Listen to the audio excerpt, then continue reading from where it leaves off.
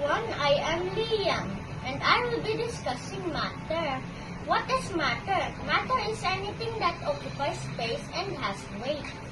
There are three kinds of matter: solid, liquid, and gas. Solid has definite shape and you can hold it like this cereal.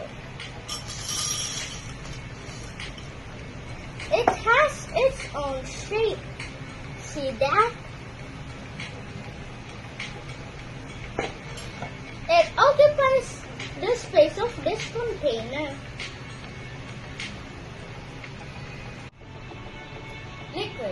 Liquid doesn't have its own shape. It follows the shape of its container, like this for milk.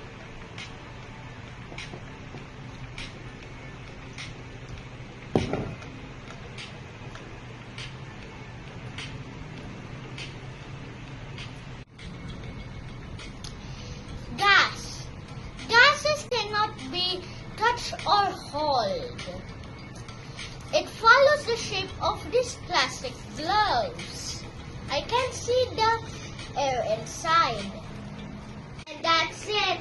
I hope you learned something about matter. Thank you for watching. Bye.